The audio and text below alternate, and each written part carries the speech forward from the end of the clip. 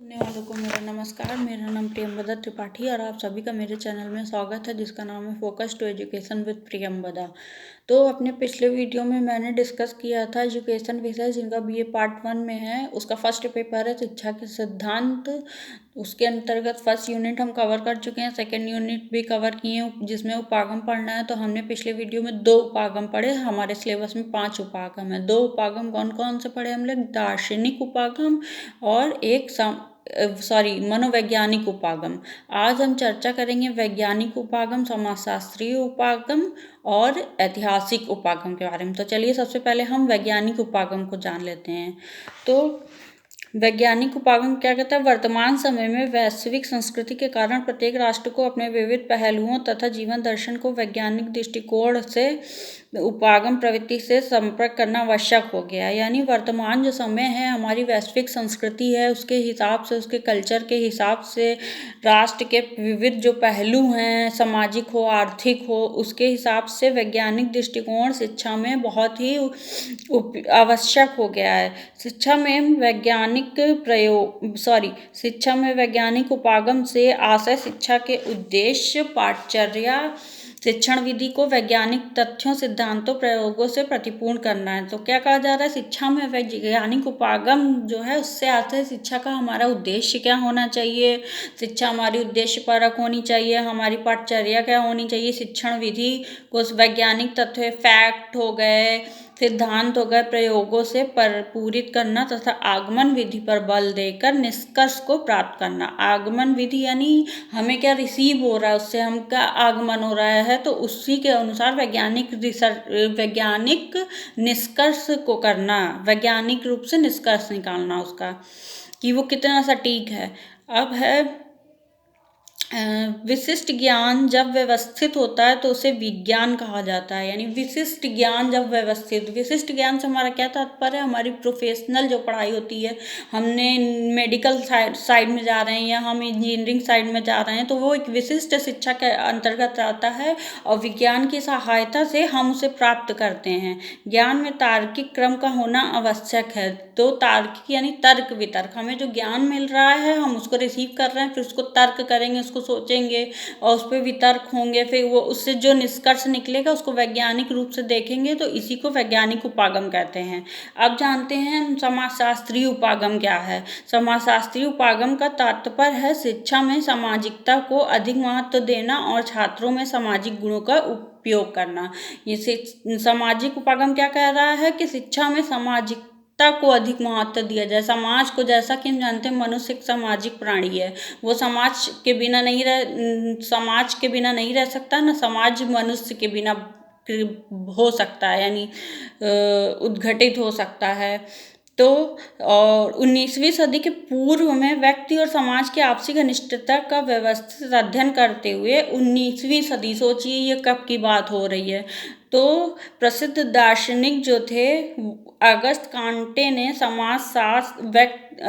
व्यक्ति और समाज की आपसी घनिष्ठता को व्यवस्थित अध्ययन करते हुए कि व्यक्ति और समाज में आपसी क्या घनिष्ठता है, उसको हम अध्ययन करते हुए फ्रांसीसी दार्शनिक अगस्त कांटे ने समाजशास्त्र नामक विषय का सूत्रपात किया। अगस्त कांटे को इसीलिए समाजशास्त्र का जनक कहा जाता है। समाजशास्त्र अपनी समाजवादी प्रवृत्तियों के कारण धीरे धीरे प्रसिद्ध होता रहा। इसको आगे बढ़ाने में Herbert Spencer, Frederick Duncan, MacIver, Page, Moore, बगार्स, गैरल, Tylor, Ehrlich, George Simmel, Sorokin, Emile Durkheim और मिन्सबर्ग आदि विचारकों ने महत्वपूर्ण योगदान दिया। तभी से शिक्षा के समाजशास्त्रीय उपागम का विकास हुआ। मतलब इतने दार्शनिकों, इतने शिक्षा शास्त्रियों, समाजशास्त्रियों ने इस पर इतना कुछ किया, कहा, तभी से इसका विकास हुआ।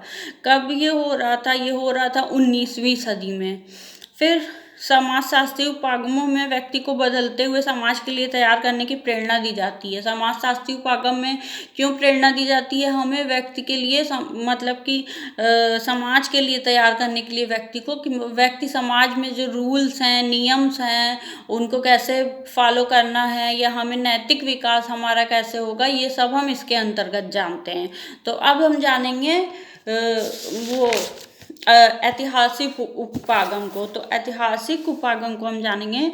अतीत में घटित घटनाओं के लिपिबद्ध स्वरूप को इतिहास कहते हैं। भारतीय इतिहास को जानने के प्राविधिक और गौण स्रोत होते हैं। यानी क्या कहा जा रहा है, अतीत में घटित घटनाएं जो घटी है उसको लिपिबद्ध रूप को इतिहास कहते हैं। भारतीय इतिहास को जानने के प्राथमिक और निम्न और गौण स्रोत होते हैं। प्राथमिक स्रोत क्या होता है, पूरा तथ्य संबंधी साक्ष्य, भारतीय धर्म ग्रंथ, ऐतिहासिक एवं समसामयिक ग्रंथ, विदेशी लेखकों एवं यात्रियों के वर्णन, जो किसी चीज की यथेष्ट जानकारी ज्यों का त्यों प्रतिबंधित करते हैं। यानी ऐतिहासिक एवं सामयिक उपागम विदेशी लेखकों और जो यात्री आते हैं वो हमारे देश के बारे में क्या सर्च करते हैं, पढ़ते हैं, ढूंढते हैं, खोजते हैं, फिर उसको विश्व में जाके अपनी लिखते हैं, बुक उनकी पब्लिश होती है, उसके माध्यम से ज्ञान अर्जित होता है और प्रत्येक राष्ट्र समाज